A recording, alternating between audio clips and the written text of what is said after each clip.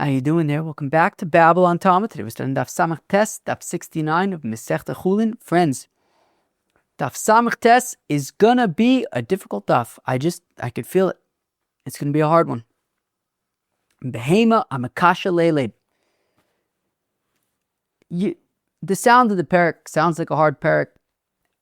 So far it's been not easy. But it's also been great.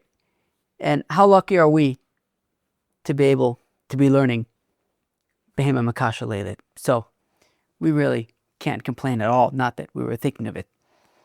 Okay, today we're going to discuss new perspectives on the fetus hand. Yesterday we discussed the fetus hand. That's the Behema Makasha Leilet scenario. That you have an animal that is giving birth and struggling to give birth, and there's a fetus in there, and the fetus pokes out his hand to say hi. Anyways, new perspectives. Yesterday we saw Machlokes Rav and Rabbi Yochanan about if it pokes out his hand and then brings its hand back in, can you eat the hand? Of course, the shechitah of the mother allows the fetus to be eaten. Can you eat the hand that popped out and then popped back in? Rav says no. Rabbi Yochanan says yes. We're going to have a new perspective on that Machlokes. Okay. Next, when a fetus pokes out a hand mid-shechitah, this is actually a sugya that we learn on Daf Lamed Beis, Amud Beis. Not the easiest sugya, but it's a short little shtickle there in the middle. And then, when a poked out hand fetus has a baby, I mean, it just sounds hard. And finally, the source that a fetus is mutar via its mother's shechitah. So, this sounds like quite the daf, huh? So I have the feeling that it really is going to be quite the daf. So come, join me, hold on to me. I'll pull you through this, and we're gonna have a great time together learning Daf Samach Tes, Daf 69 of mid-shechitah Chullin. Friends, we begin on Daf Samach Ches Amud Beis 5 lines before it gets wide. It says the Gemara, "B'mayrove masnu hachi," that in Eretz Yisrael they learned the machlokes in the following way. Rav Omer yesh leida levarim, Rabbi Yochanan Omer ein leida levarim. The new way that they learned the machlokes is that, okay, so yesterday we saw the machlokes between Rabbi Yochanan and Rav, that Rav had said, okay, so you have this mother, she's struggling to give birth. You have the fetus pokes out its hand. Okay.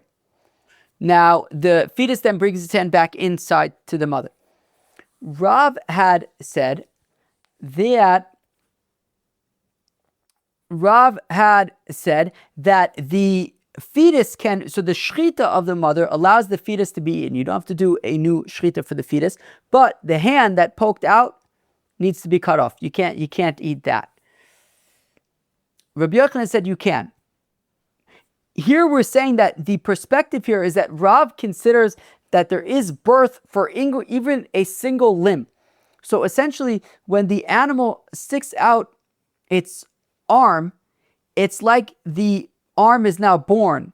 And now that the arm is born, so it's born. It can't come back into the mother, and therefore you can't eat it. So when you slaughter the mother, the rest of the fetus becomes mutar, but that arm is already considered like it was already born. It can't be kosher with the rest of the fetus and the shechitah of the mother, and you can't eat that arm that stuck out.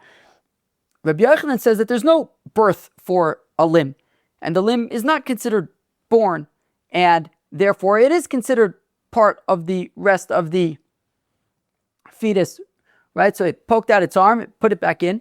It's not born. It's like the rest of the fetus, and the slaughter of the mother will allow the fetus, including the arm, according to Rabbi Yochanan, to be eaten. Okay. So again, b'mayrov v'masnu hachi in Eretz Yisrael, they explained the machlokes between Rav and Rabbi Yochanan in the following way. Rav Omer yesh leida levarim, that there is birthing for even limbs, and therefore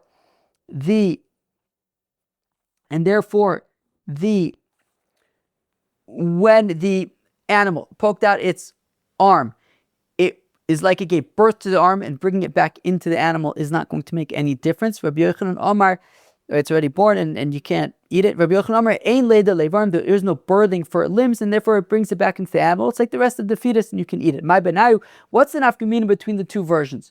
What is the difference between the version from yesterday, where Rav essentially says that once the limb comes out, you push it, can't eat it, and here where we're talking about it being born?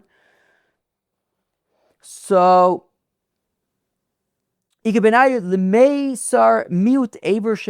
nafkamina is, well, what if the animal stuck out most of its arm, but not all of its arm? Some of the arm still remained inside the mother. So according to yesterday's version, that the part of the arm that left the womb, you have to cut off, you can't eat it. So you can't eat that, but what remains in the womb, what remained in the womb remains, you can eat it with the rest of the fetus. But if you say it's a birthing thing, so you gave birth to the arm, so to speak, so the arm is born. Once the majority of the arm is out in the world, the arm has been born, including whatever minority of the arm remains in the mother, that is also considered like it was born, and you would be unable to eat what the part of the arm that remained in the mother, you would be unable to eat it with the rest of the fetus. That is the nafkamina between the two versions. Okay, Givalig, sheesh. This is going to be a tricky daf. This is going to be a tricky one. According to Rabbi Yochanan, who says that there is no birthing of limbs, and therefore the animal sticks out its arm, brings it back into the mother, and then you slaughter the mother, you can eat the entire fetus, including the arm, because the arm is not considered born. Hotzia uber es yado. What if the fetus stuck out its arm, Ve'achzira brought it back into the animal? Okay, fine. Because of otzias yado, and so the first time was with its right arm, now it does it with its left arm. Ve'achzira, and brought the left arm back into the mother. Ache shlimo lirubo mau. Until the fetus did this over and over again with different parts of its body. First the right arm, then the left arm, then the right leg, left leg. I don't know, maybe you could poke out his belly, whatever, I don't know. All of a sudden, but cumulatively, a majority of the body has already been poked out and poked back in. So now that a majority of the body has been poked out, would we consider, according to the version, it says that we don't consider like individual limbs could be born, but cumulatively, all the pokings outs and pokings in together add up to a majority of the body already being poked out and poked in. Would that be considered like it's born?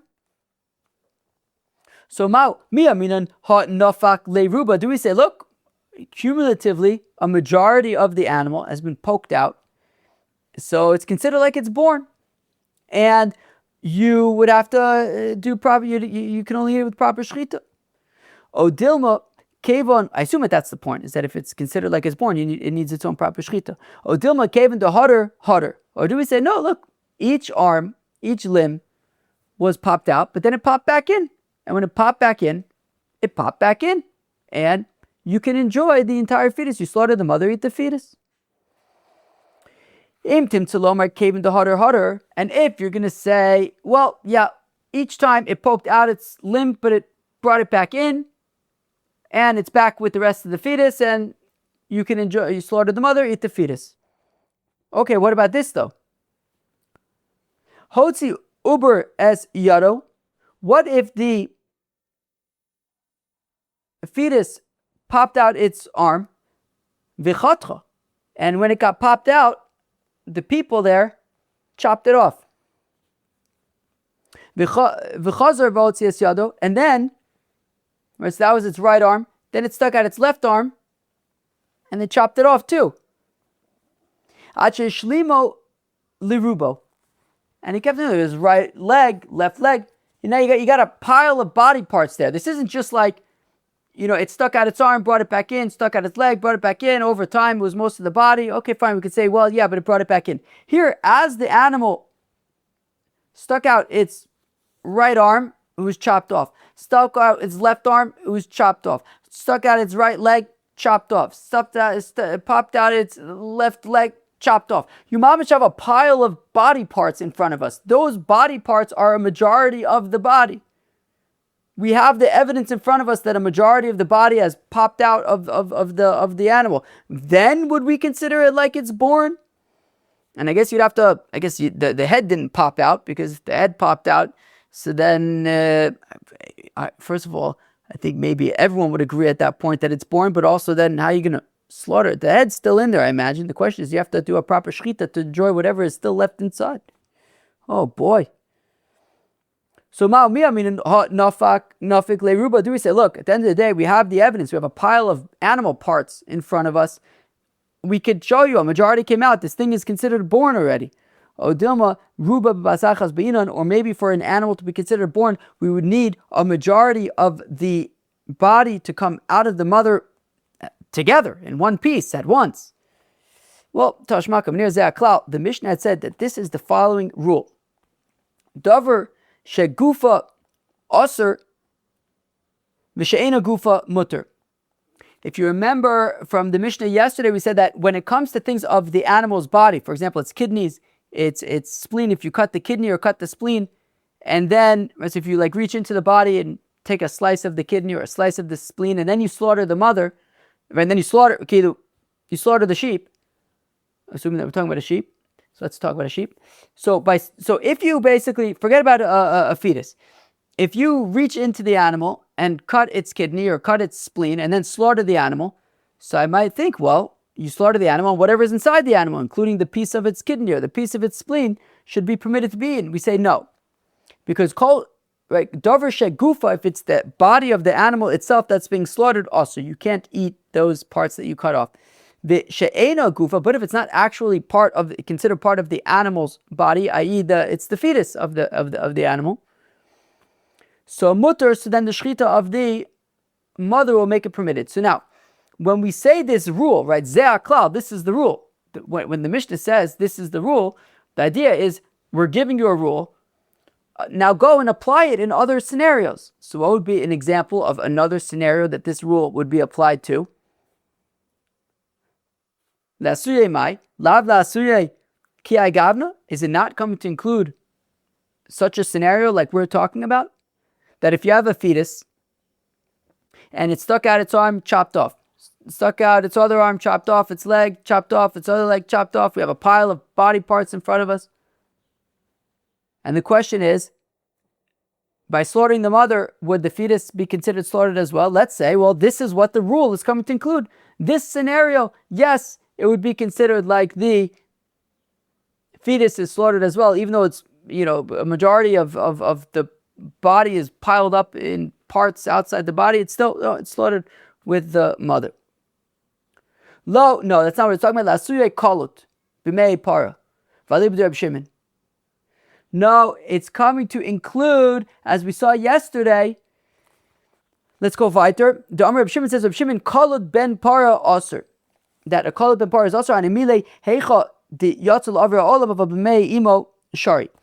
We had seen the shita of Reb Shimon yesterday. We'll read it again in a minute. But Reb Shimon's shita is that if you have a cow and the cow gives birth to a calf, and that calf's hooves are not proper calf hooves, they are not proper. The hooves have not been properly divided into two individual hooves.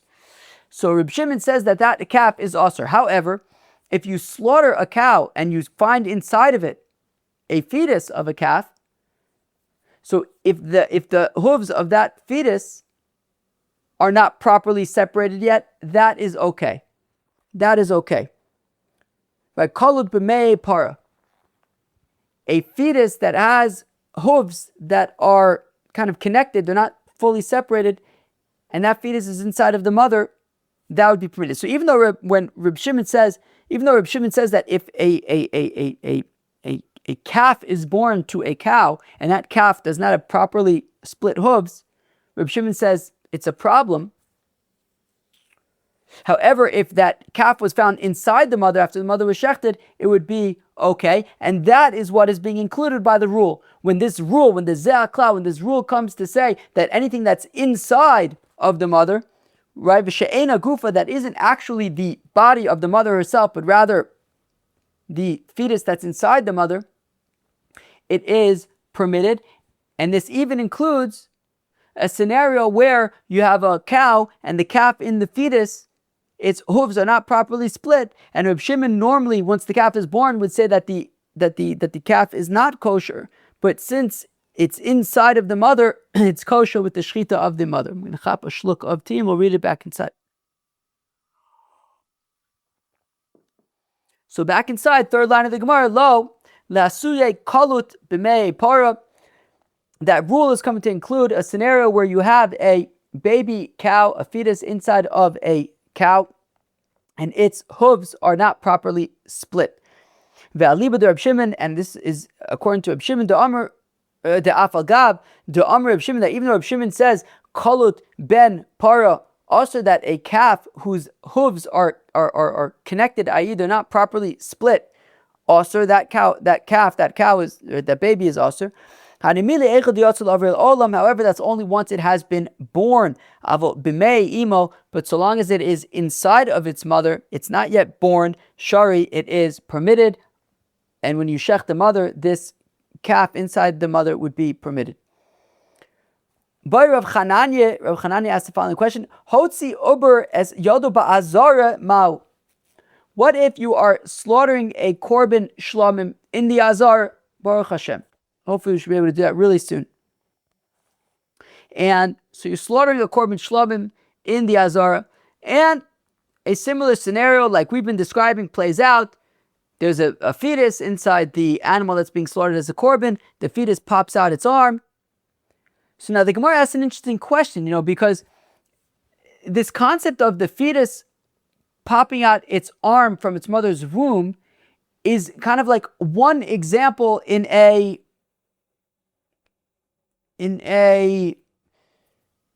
category, let's say, of examples. That's not the word I'm looking for, but I don't know what word I'm looking for. But that's one example of a sort of category of examples. For example, a korban chatas is not allowed to leave the azar.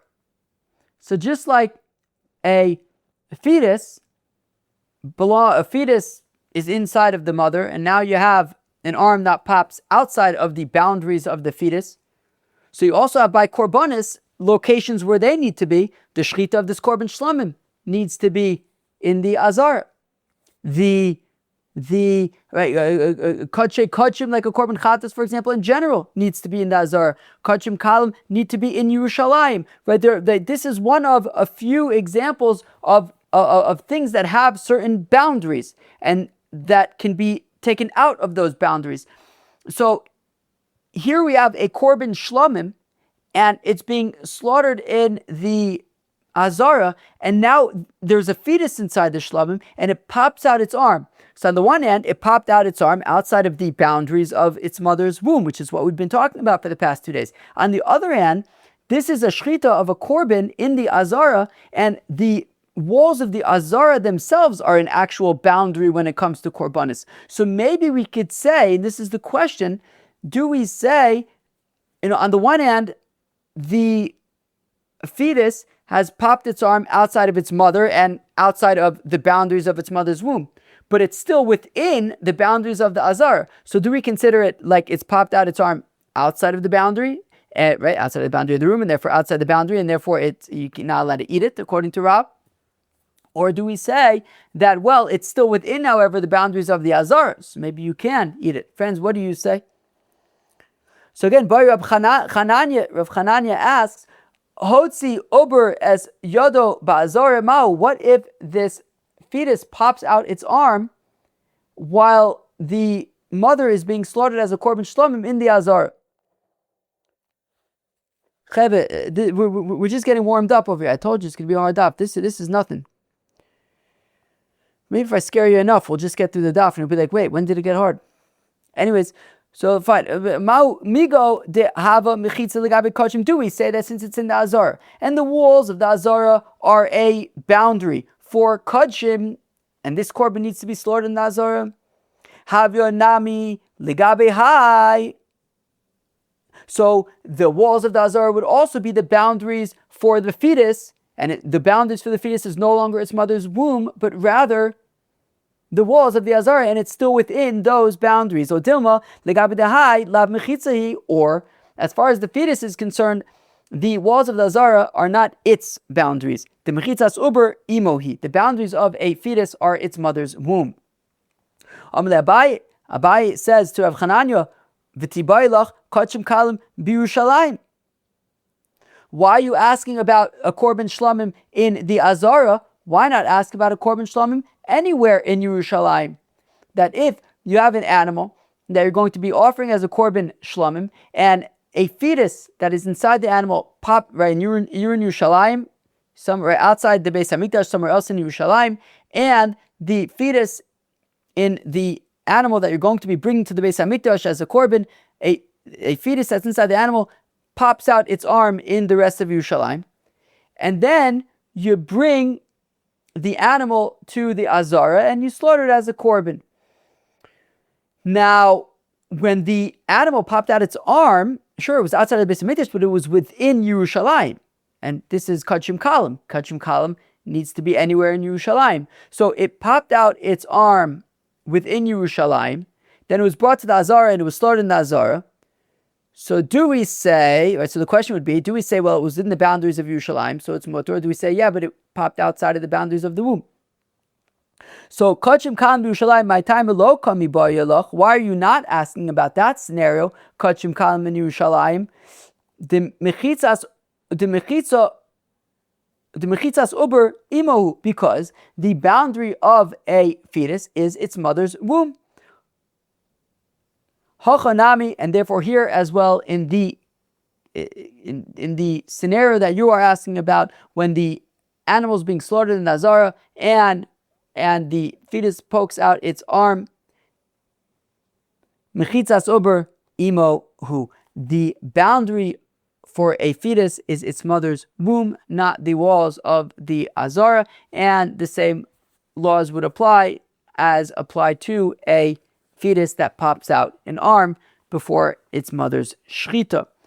Okay, gewaldig. Okay, so that kind of wraps up that first section of today's daf about this alternative perspective on the machlokas Rav and Rabbi Yochanan about can a limb be born or not. Yeah, it's intense stuff. It's intense, but it's not going to let up. We're going to keep at it. We're going to keep at it. Okay, and now we get up to the next section of today's daf, when a fetus pokes out a hand mid-shechitah. Wow, this sounds like fun. By Ilfa asks a kasha. Now this is a Gemara that we've seen, and daf Lamed Beis, Amid Beis. Now, who is Ilfa? Anybody remember who Ilfa is? Ilfa was a contemporary of Rabbi Yochanan. If you remember from the Gemara in Masechta Tainis and Daf Chaf Aleph. It's an interesting story. Without getting into too much of the details, Ilfa and Rabbi Yochanan were contemporaries, and they were learning, and they were mamish struggling financially. They decided that they're going to make a living, and it was a bit of a story. And Rabbi Yochanan ended up staying in the yeshiva and learning, and Ilfa went out to make a living. When he came back, Rabbi Yochanan was already the Rosh Yeshiva, and they said to Ilfa, if you would have stayed, you would have been the Rosh Yeshiva. So this is Ilfa, contemporary of Rabbi Yochanan, and really quite a special person. So by Ilfa asked the kasha, Hotzi Uber es Yado bein Simen l'Simen Mahu. Oh boy. Mimitzav Simen Rishon l'Simen Sheni l'Tari Midei Nevela Olo. Oh boy. Okay, who wants to explain this? Okay, be'etzem. Okay. Now, an animal that is improperly shechted is, of course, nevela, right? Right. So, now an animal that is properly shechted is not nevela. Okay, great. So now what happens? You have a person, he's shechting a sheep, and he cuts through the trachea. Amazing. Now, before he cuts through the esophagus, however, the fetus inside the animal pokes out its hand. So now what? Now what happens to the hand? A animal that's properly shechted, as I said a minute ago, is not nevela. Now the big difference is if it's nevela, it's avatuma. It's tummy, it's a problem. So now, after slicing through the trachea, this fetus pokes out its hand. And we know, of course, once the fetus pokes out its hand, you're not allowed to eat it. You're not allowed to eat it, right? So we saw machlekes yesterday. We saw machlekes yesterday between Reb Meir and the Chachamim. That if a fetus pokes out its hand, and then you slaughter the mother,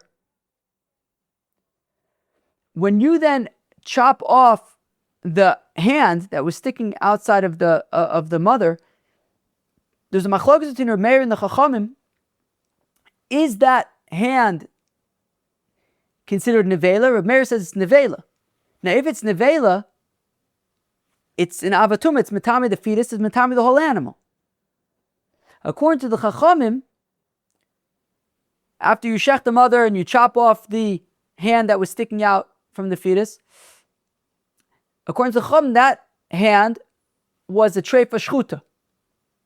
It's treif. You can't eat it. You can eat the mother. You can eat the fetus. You can't eat that arm that was sticking out. We treat it as a treifa. You can't eat it, but it's shchuta. It's not nevela. So it's not going to be metame, the fetus and the rest of the mother. So there's a big difference in terms of, is this arm that poked out, is it nevela, in which case it's basically metame all the meat, or is it a treifa shchuta, which means it's shchuta, it's not nevela, it's not metame anything, but it's treif, you can't eat it. So now what happened here? Again, you slice through the trachea. After slicing through the trachea, the arm pops out. You then continue and slice through the esophagus and complete the shechitah. And the question is, by completing the shechitah, you're not going to be able to eat the arm. That's pasha. You can't eat the arm. It popped out before the completion of the shechitah. You can't eat the arm. But the question is, does the shechitah at least work in order to, at the very least, ensure that this arm that popped out is not nevela? Because if it is, it will be metame the fetus, will be metame the mother, all the meat. So if the shechitah is not going to be allow us to eat this arm, but if it could at least work to the extent that it will be considered a treifa shchuta, like the Chachamim say, and while you can't eat it, at least it won't be nevela. At least the fetus and the mother, everything will be tahor, and not, everything will remain tahor. So even if it becomes nevela and like all the meat gets tummy and stuff like that, it's an issue if you're like, if you need to be tahor, but you could still technically eat it. It's not like you got to throw it out. Meaning the arm would be nevela, but the rest of the animal would be tameh, but you don't want the rest of the animal to be tameh. But again, can we say that the shechitah works in order to make sure that this arm that's sticking out, even though you won't be able to eat it, at least let's make it like a treifa shchuta rather than a nevela. Now, so that's the question. What is what's behind the question? What's the svara? So here's the thing. When you started shechting the animal, so you started slicing through the trachea. Now, when you started slicing through that trachea and the fetus was inside the animal, nothing had poked out.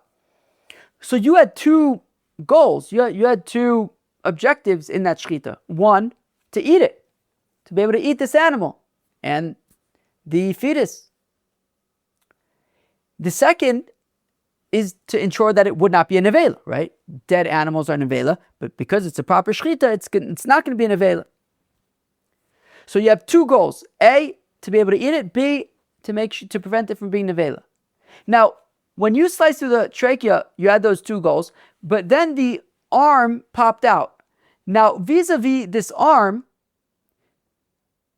there's no chance they're going to be able to eat it anymore, right? So when we're talking about now slicing through the esophagus,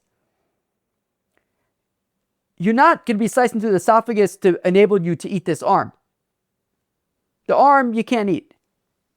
But maybe by slicing through the esophagus, it will be a completion of the shechitah, at least so that the arm shouldn't be nevela. So when you started slicing through the trachea, you had two objectives, not nevela and to be able to eat it. But once the arm pokes out, at least vis-a-vis this arm, when you're slicing through the esophagus, right, initially it was the trachea, now it's the esophagus, you only have one objective at this point, which is don't be nevela.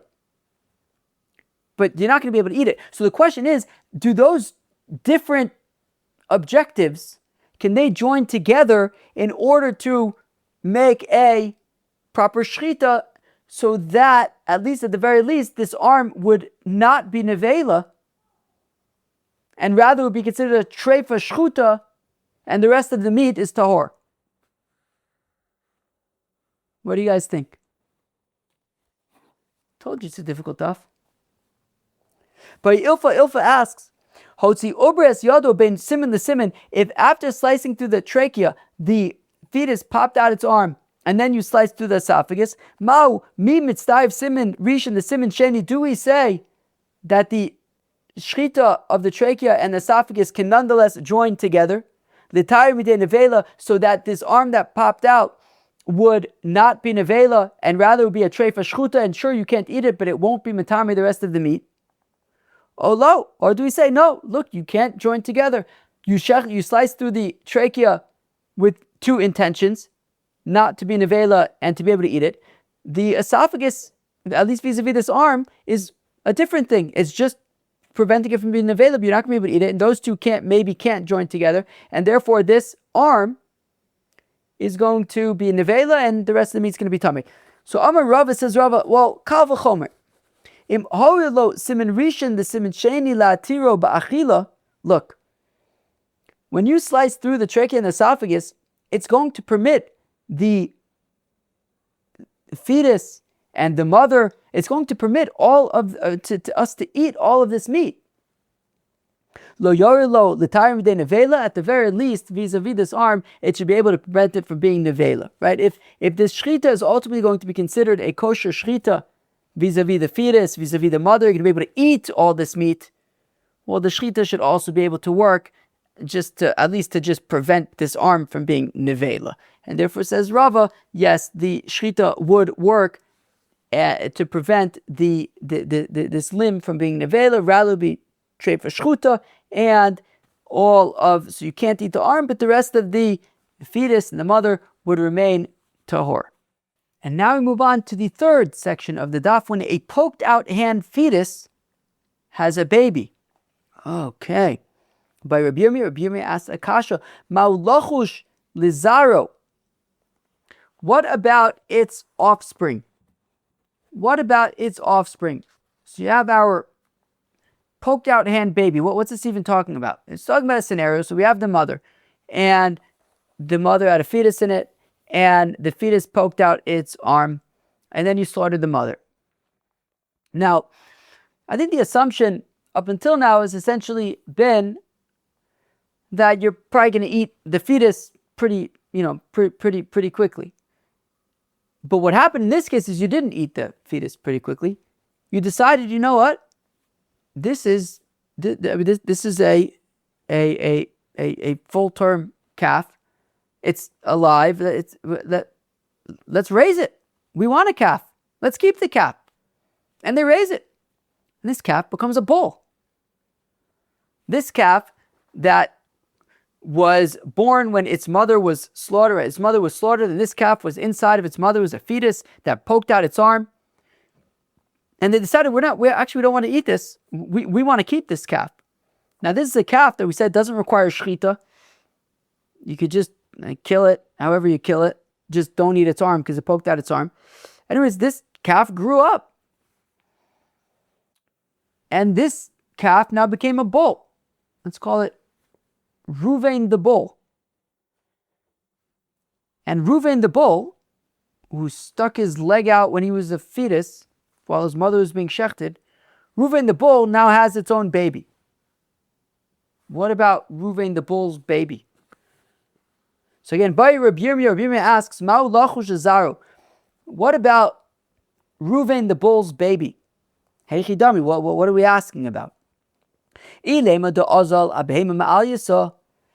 we're talking about where Reuven the bull had a baby with Sarah the cow, and Sarah the cow, in this case, is just a regular cow. Reuven the bull had a baby with Sarah the regular cow. So my irya hide the isbe iser yotze afilu ben pakur da al menami. But the thing is, does it matter in that case that Reuven the bull had this whole story where he was a fetus that popped out its arm? The fact that he popped out its arm is irrelevant. Because even if he wouldn't have popped out his arm, if he would have slaughtered his mother and he was inside and he didn't pop out his arm, but he was a fetus, and then they said, we want him, and he grew up into Reuven the bull. So you'd have the same result if he had a baby with Sarah the regular cow, regardless of if he had popped out his arm when he was a fetus or not. According to the opinion who says that we also need to take into account the seed of the father, that when considering a baby animal, a calf, it's not determined only based on the mother, but also we take into account the father, i.e., in this case, this baby calf that's born, we're considering both Reuven the bull and Sarah the cow in their contributions to making this calf. So ben pakua abal behema ma'al yisa. So a ben pakua, which is be'etzem Reuven the bull, who makes a baby with Sarah the regular cow, havlad ein lo takana. You can't shech this calf. There's nothing to do. Why? Well, because Reuven the bull doesn't require shechita, right? Because remember, Reuven the bull was born when his mother was shechted. He was still a fetus inside his mother. By shechting the mother, you don't need to shecht the fetus. Reuven the bull does not require shechita. If ever you want to eat him, I don't know, shoot him in the head, whatever. So Reuven the bull doesn't require shechita. Sarah the regular cow does require shechita. They make a baby, so it's ki'ilu. That baby has two simanim, a trachea and the esophagus. It's as if like one of them is already shechted, right? Because like Reuven is already considered shechted. Reuven the bull is already considered shechted. Sarah the cow is not considered shechted. So it's like as if like, one of his simanim is considered already shechted, the other one is considered unshechted. You need two simanim that are unshechted. So regardless of if Reuven the bull popped out his arm when he was a fetus inside of his mother while she was being shechted, it makes no difference. The fact of the matter is, Reuven the bull was a fetus in his mother when she was shechted. He does not require shechita. Makes no difference. Arm, no arm, pop out, not pop out, makes no difference. He does not require shechita. If he makes a baby with Sarah, the regular cow, that baby is going to be unshechtable, as we just explained. So lotzricha de azal aben pakua de chavase. Okay, so Reuven the bull made a baby with Sarah the cow, and Sarah the cow is also this like the fetus story. She was a fetus, and her mother was shechted. They decided to keep her. So Reuven the bull and Sarah the cow both are these kind of same scenario, the fetus thing. So we say, what happens in that case? Do we say Aver, Molid Aver, V'chatich Le V'shari? So do we say that, well, Reuven the bull, since he had popped out his arm prior to his mother's shechita, so his arm, we said you can't eat. So now he makes a baby with Sarah the cow, who also was like a fetus situation. She may not have popped out her arm, but she also was like a fetus in her mother. The mother was shechted, etc. Now, Reuven the bull has a leg that can't be eaten. So does he pass that on to the baby? And now the baby also right? We say aver molid aver, a limb gives birth to a limb. So we say that we take in Reuven the cow, Reuven the bull is taken into consideration his input into making his baby, and his leg, basically his baby's leg comes from his leg, and therefore his leg you can't eat, so his baby's leg you can't eat. So you'll cut off the baby's leg and you can eat the rest of it. Odilma mivalbul zare. Or maybe what happens is, no, it's not like the baby cow's leg comes directly from its father's leg. No, its father's seed is scattered and spread out throughout the baby, and whatever part of the baby comes from his father's leg is mixed together with whatever part of the baby comes from the rest of the father's body, and therefore the baby is entirely asur. The baby is entirely asur because that which is asur in Reuven the bull, which is just his leg, ends up getting spread out throughout the entire baby. Sheesh. So Aduma Mavabel Zari. So other Amar Pshita the Mavabel Zari. So we say, okay, no, it's for sure the father's seed is entirely spread out in its child. The imkain, because if not so, summa yoled summa, right? If Reuven the bull was blind, then that would mean then that the calf that results would also be blind if there was a one-to-one connection between the vision of the child and the vision of the father. The kiteya yoled kiteya, or if Reuven the bull was like missing a limb, so then the calf that results would be missing a limb too. So ela pshita the mevalbel zari. No, so it's not that there's like a one-to-one connection between the limb of the calf and the limb of the parent. Rather, the seed of Reuven the bull gets mixed around throughout the body of his child. And this is what we were asking at the beginning of the Gemara. Behema be'alma. We're saying, look, when it comes to a regular animal, right, just a regular animal, a cow, a bull and a cow make a baby. Lav mikoach chelev vidam kaasi v'sharya. Look, a bull has in him parts that you're not allowed to eat. You're not allowed to eat chelev. You're not allowed to eat blood, and yet they make a baby, and you're allowed to eat the baby. So Chanami here as well. Loshna, maybe we'll say it makes no difference as well. Here by Reuven the bull, sure, Reuven the bull has this part of him, just like he has chelev, just like he has dam. He also has a leg that you can't eat. But that has no bearing on whether or not you can eat the child. You could still eat the child as well. O Dilma, or perhaps Trey Isuri Aminan Tlasulu Aminan, or perhaps we say, well, we can handle two isurs, the chelev and the blood. But once already we're talking about Reuven the bull that has chelev, that has dam, and also has a leg that can't be eaten. Maybe that's too much. We can't handle those three items being passed on to the baby. Oh boy. Ulaman. Now, who are we asking this? That we're concerned about the chelev, the dam, the leg.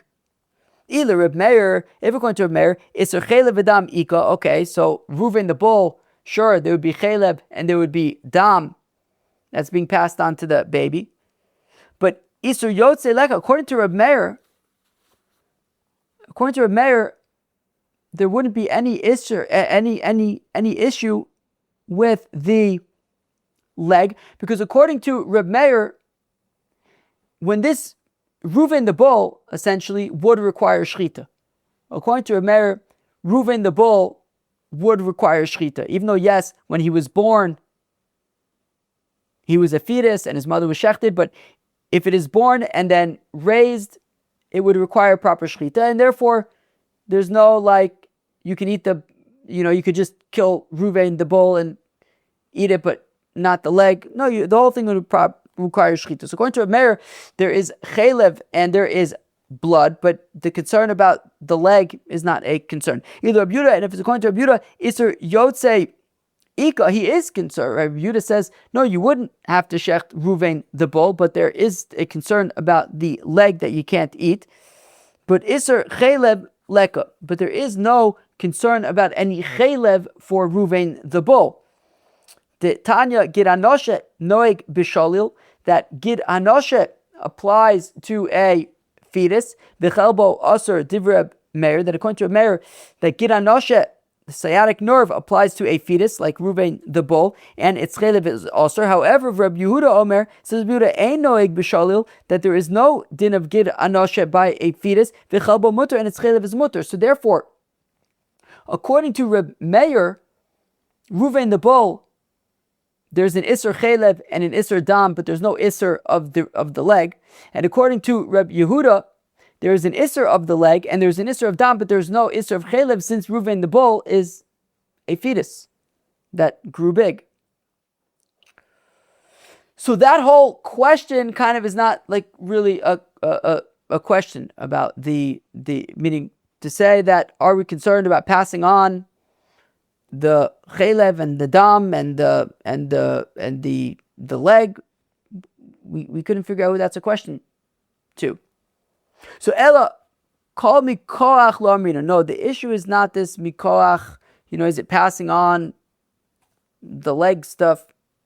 Vishari, that would not be an issue. This is what we are asking about. Ma'uligma es chalavo. What about drinking its milk? What does that mean? It means that what if this fetus all along was not Ruvain the bull? It was not a boy, it was a girl fetus. Okay, so Be'ema Makasha Leiled, you have this animal struggling to give birth, and there's a fetus inside of it. And then that fetus, you shech the mother, and then you decide to keep the fetus and let it grow up. And it's a girl fetus, not a boy fetus. And it grows up, and now it has a baby. And because it has a baby, it's producing milk. Can you drink that milk? Chalav de alma lo ke'ever min achai dami v'shari. Normally we say that milk is not like ever min achai. It's an interesting question, right? If you go up to a cow, you can't just chop off its leg and eat it. That would be ever min achai. But you can milk it and drink its milk. So maybe you can also drink the milk of this fetus that became Sarah the cow, even though we're talking about Sarah the cow that was a fetus that poked out its leg, and its leg is Asr, and right, at least not according to a Meir, right? So its leg is Asr, and maybe we should say that its leg being Asr affects also whether or not we could drink its milk. So do we say that, well, normally we could drink milk from animals and we're not concerned about like Ever Menachai? So also you could drink the milk of this Sarah the cow and there's no concerns. Or do we say, well, yeah, but normally we're talking about an animal that can be shechted and there's no, right? Meaning normally, Ever Menachai, you're not allowed to, right? You can't eat Ever Menachai. And the interesting question is, what about the milk? You have this live animal and you're drinking, it's a milk that's coming from a live animal. Saying, yeah, but you can always shech the animal and then there wouldn't be any issues of Ever Menachai anymore. But here, here,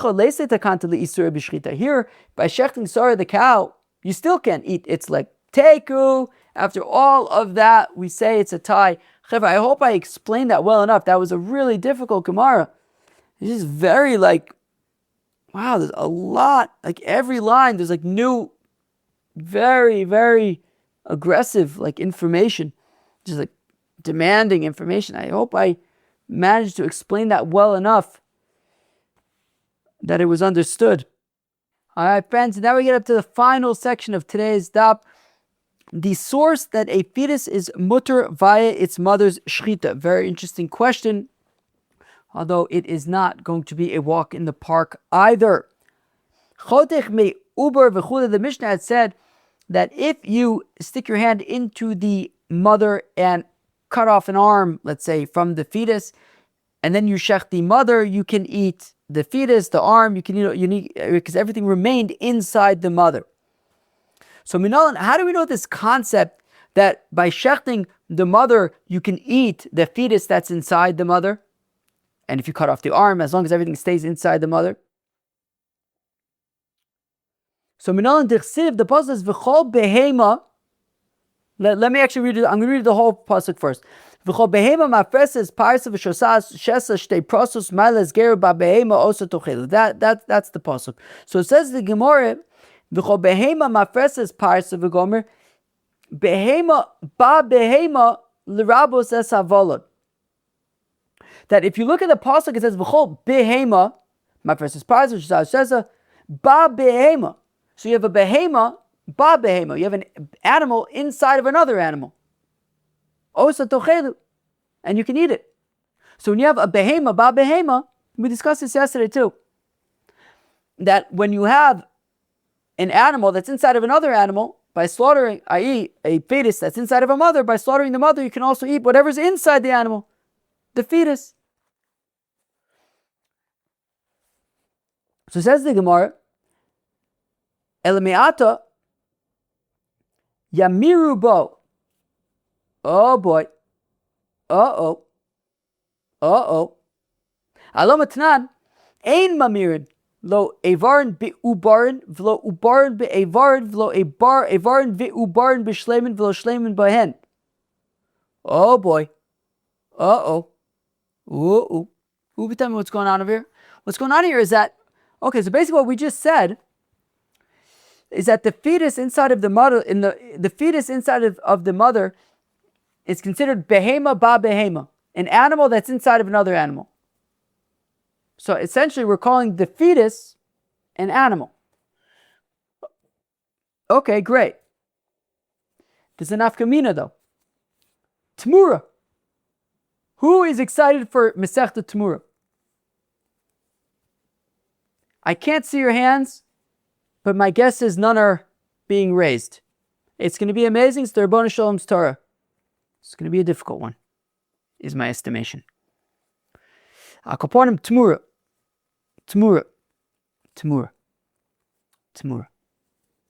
What's Tmura? Tmura is when you have an animal that's been set aside as a korban. So let's say Rivka the ewe has been set aside to be a korban. Rivka the ewe has set aside to be a korban shlamim. Let's say, I think that should work.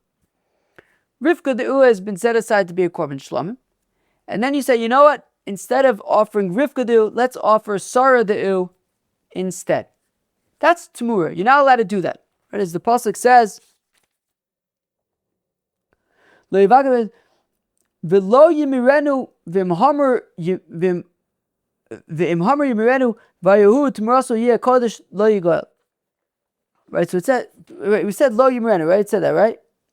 Lo yivaker ben tov lo v'lo yimirenu. It's a lav. You're not allowed to do that. Once you've designated Rivka the ewe to be a korban, you can't then say, you know what, I want to offer Sarah the ewe instead. Lo yimirenu. It's a lav. You're not allowed to do that. And v'imhamer yimirenu, if you do it, v'yahu smiraso kodesh. So then Rivka the ewe remains holy, and now so is Sarah the ewe. So is Sarah the ewe. They're both kodesh now.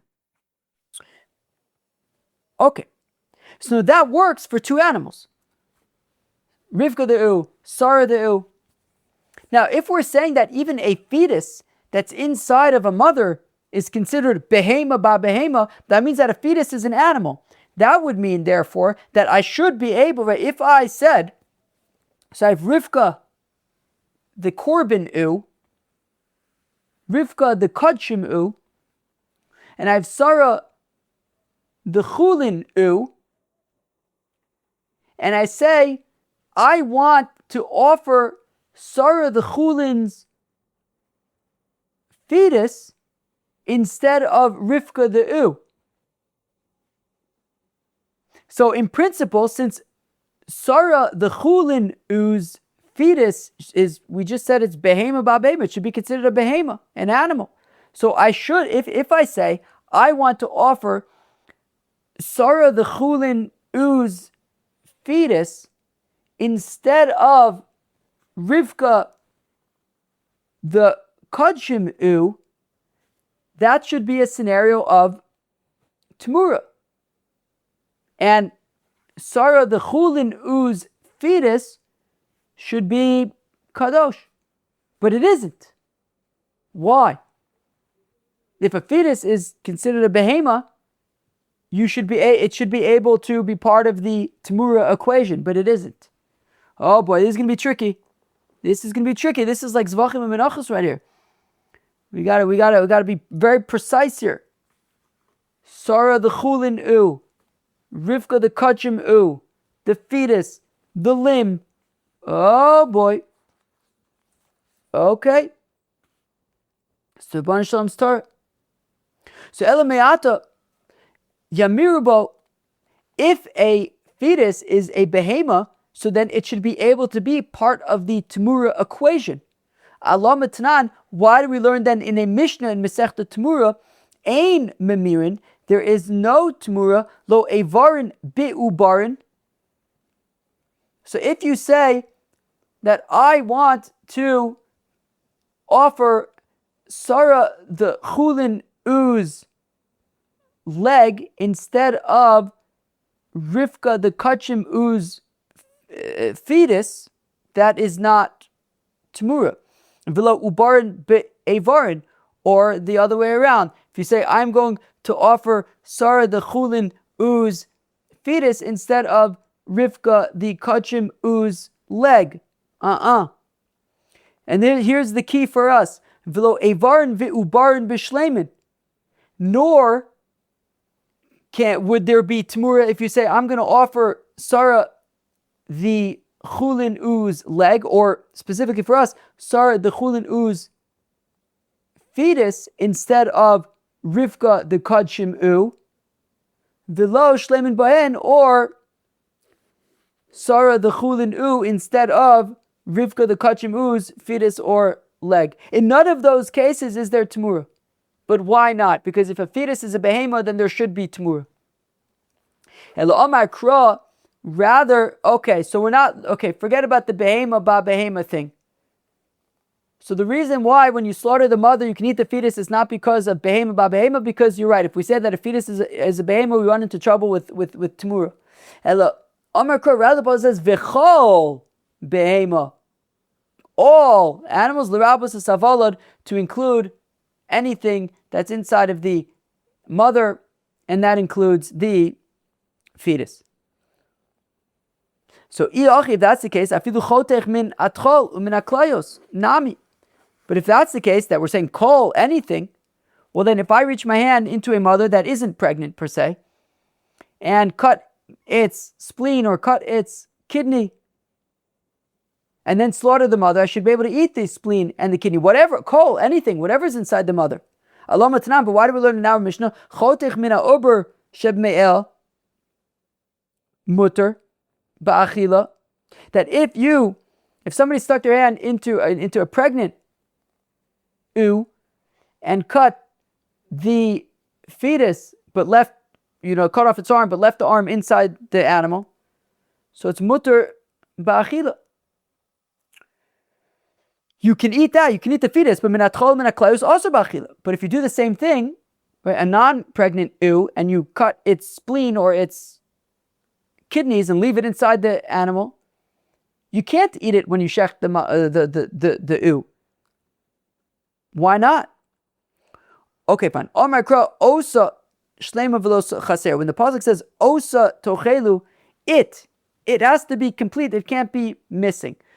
When the ewe is incomplete because its spleen has been cut or because its kidneys have been cut, that is a problem. But as long as the mother is entirely intact, then you can eat the fetus, even if you cut off the arm of the fetus or whatever. But the mother has to be intact. But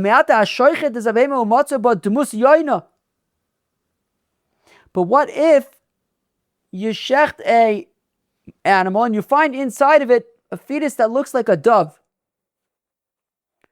Tishtri, it should be permitted. Kol, baby, anything inside of it, even a fetus that looks like a yoina, a dove. Alamam Rabbi Yechon, why does Rabbi Yechon then say, Hashaychus be'em matzah b'demus yoina asur b'achila?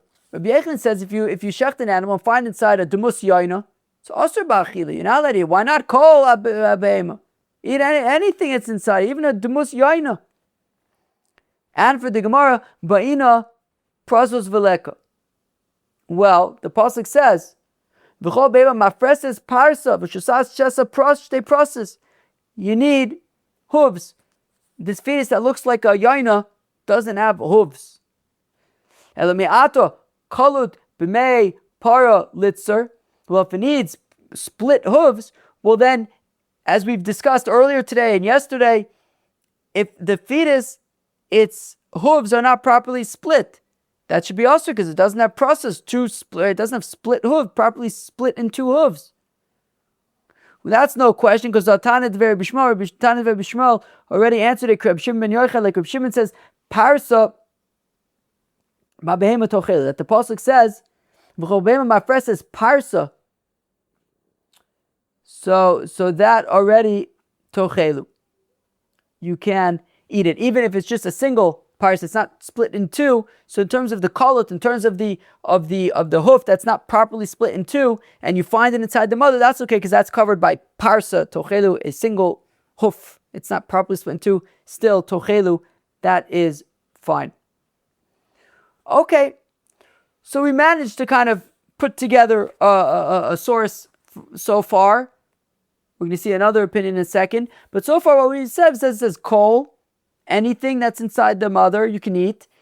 Now that excludes if you cut the kidney or the spleen because it says osa, it has to be, the mother has to be intact, and it also excludes if you find a demus yoina in there because it doesn't have hooves. But if you find the fetus in there, so then that would be acceptable, and you can eat that. Okay, we'll go weiter. Now, Reb Shimon bar Ashi Amar, but says Reb Shimon bar Ashi la'olam kidika amart meikar. Says Reb Shimon bar Ashi, no, it's actually like we had initially said, behema ba behema. That when it says behema ba behema, that there's an animal within an animal, it means that there's a fetus within the mother, and by shechting the mother, you can eat the fetus. But what about tamura? If the fetus is an animal, it should be if you say, I want to offer Sarah the Chulin U's fetus instead of Rivka the Kachim U, that should be Tamur, but we say it's not. But if a fetus is a behema, so behema bebehema, what's the problem? It should be Tamura. Well, that Mishnah that we quoted from Tamura, that says that you can't, then a fetus does not become Tamura, that's only the opinion of Reb Shimon. That's specifically the opinion of Reb Shimon. Hamani Reb Shimoni demakish Tamura lemaiser, because he compares Tamura to Meiser Bema. Why does Reb Shimon compare Tamura to Meiser Bema? Because the psukim say, I'm going to read you two psukim. The first passage says, V'chol Meiser Bakar Vatzon, that's Meiser Bema. And then this is what the next pasuk is the pasuk we read a minute ago. Lo yevaker ben tov larav v'lo yimirenu tmura v'imhamar yimirenu v'ayahu smuraso ye kodesh lo yigoel. So the first, you have one pasuk that talks about meiser be'ema, and the very next pasuk talks about tmura. So it says Shimon that we compare the two verses. The makish tamur lemaiser ma meiser, just like by meiser einu noig be'varim ve'ubarim, just like meiser behema does not apply to limbs and to fetuses, because how does meiser behema work? You basically take your animals, you put them in a pen, and you open up only a single file opening, and they leave the pen one at a time, and every 10th one that marches out, you mark it as meiser behema. Obviously, you're not going to have just individual limbs or fetuses marching out of a pen. So meiser behema does not apply to limbs and fetuses. Af tamura eino noeges bevarim v'ubarim. So it says Reb Shimon the same for tamura. Tamura is not shaykh to limbs and to fetuses. So that Mishnah is only the opinion of Reb Shimon. But those who disagree with him and don't compare Tmura to Meiser Behema, so they'll say that there can be Tmura for fetuses, because a fetus is considered an animal. And Reb Shimon also agrees that the fetus is considered Behema. Just because he compares Tmura to Meiser Behema, he says that it's not shaykh to Tmura, but we're saying that everyone agrees that the fetus is referred to as Behema. And in terms of the why isn't shaykh to Tmura, it is shaykh to Tmura. Reb Shimon says it isn't, but everyone argues him and says it is. How do we know? Why are we saying that the Mishnah in Tmura is Dafka Reb Shimon? Because the Mishnah in Tmura continues.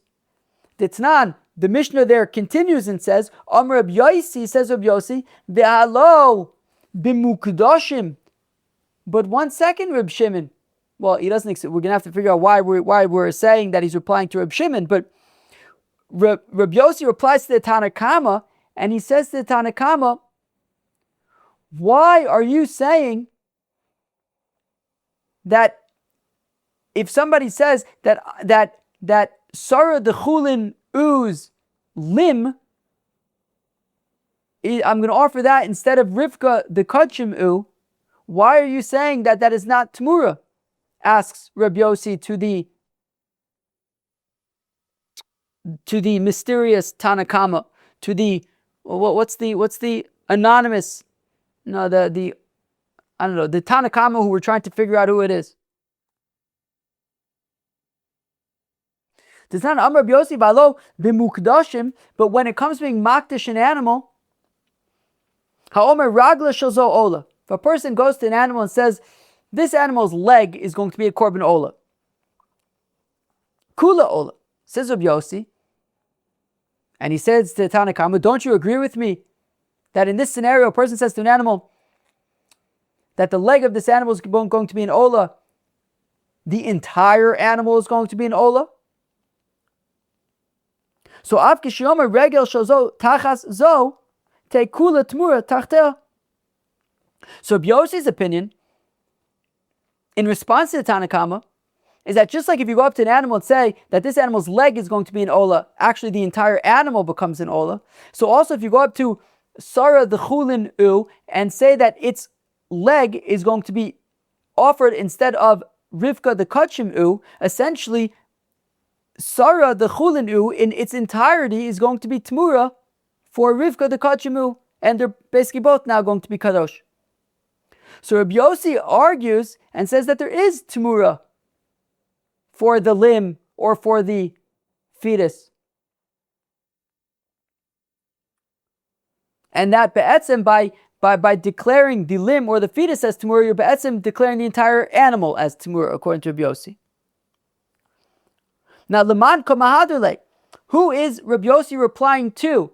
Because the assumption right now is essentially what Reb Yosi is saying to the Tanakhama is, well, you do, of course, agree with me. We do, of course, agree that when you go to an animal and say that the leg of this animal is an ola, the entire animal is an ola. Now, who agrees with him?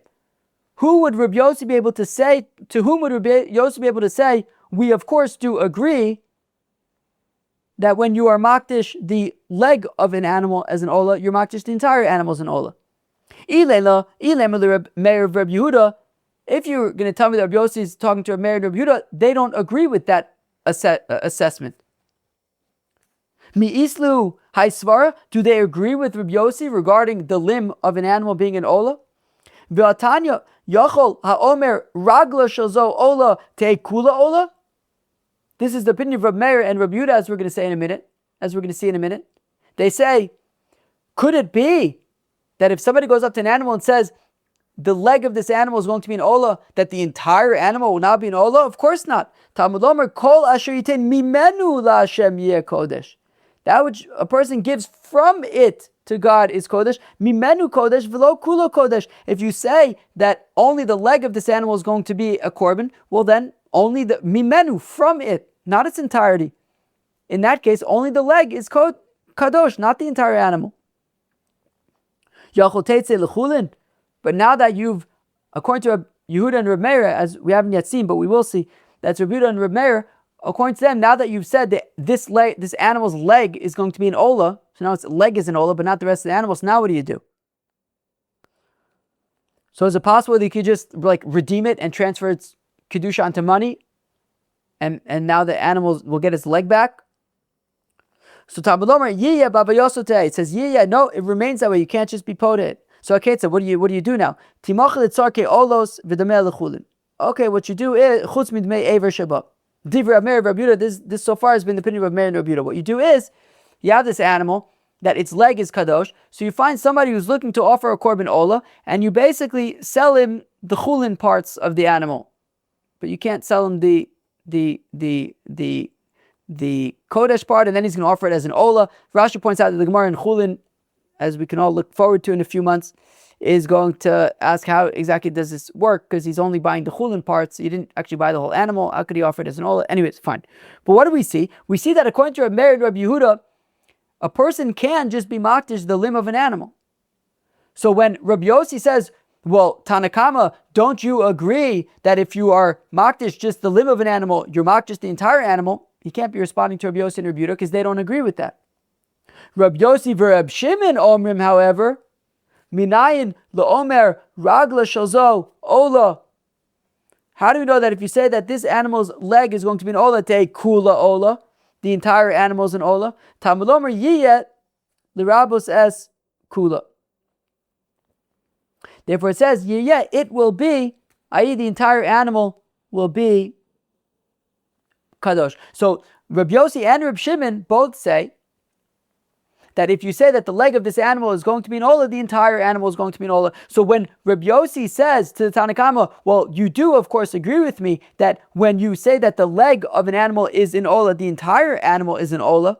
So Laman, who's he saying that to? Either Rabbi Meir or Rabbi Yehuda, mi islu asvar, if he's saying that to Rabbi Meir and Rabbi Yehuda, they don't necessarily agree with, right? They don't agree with that. They would say only the leg, only that limb is kadosh. Elav the Reb Shimon, rather he must be saying it to Reb Shimon, and therefore the Reisha is davka according to Reb Shimon. Lo Reb Yossi Tamer the Nafshi Kamer. No, it could be that Reb Yossi is not necessarily responding to Reb Shimon and saying, well, don't you agree? Reb Yossi didn't say, don't you agree? Or Rabbi Yossi says, Rabbi Yossi says, Valov Muktashim, etc. It could be that the Tanakama is Rabbi Yossi and Rabbi Meir, and he's not saying, well, don't you agree? He's just stating his own opinion, which is that when it comes to a regular korban, if you say that the leg of this korban is going to be kadosh, then the entire animal is kadosh. So also by Tamura, if you say that the leg of this animal is going to be Tamura, so then the entire animal essentially is going to be Tamura. He isn't necessarily responding to Reb Shimon. He could be responding to Reb Yehuda and Reb Meir as well. Now, if that's the case, that the Tanakama isn't necessarily just Reb Shimon, well then we kind of, Reb Shimi Bar Ashi's shita to say that actually a fetus is considered a behema, is considered an animal, actually runs into that. Then the question comes back: if it's an animal, then why is there no din Tamura? Right? We want to say that, well, technically it is an animal, just that there's no din Tamura because it's Reb Shimon. Reb Shimon compares Tamura to Ma'aser Behema, but there's no definitive proof that the Reisha is necessarily Reb Shimon. And if that's the case, then why, if it's an animal, why is there no din Tamura? So maybe it's taka not an animal, maybe we taka do have to rely upon the limud that it's from kol behema and not just that it's a behema stam. Sheesh. Wow.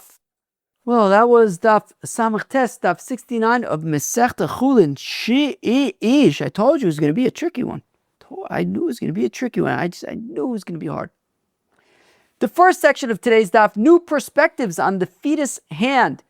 This was a birthing thing. Rav said that, yes, there is birthing for a limb alone, and therefore when the animal pops out its limb, it's like it birthed that limb, and therefore it can't come back in. Rabbi Yochanan says there's no concept of birthing, and therefore it can come back in and be permitted to eat with the rest of the fetus. We discussed when a fetus pokes out a hand mid-shechitah. Oh boy, that was the shaila of ilfa, and there was the question of, will the shechita allow the arm to be considered a treifa shchuta rather than a nevela?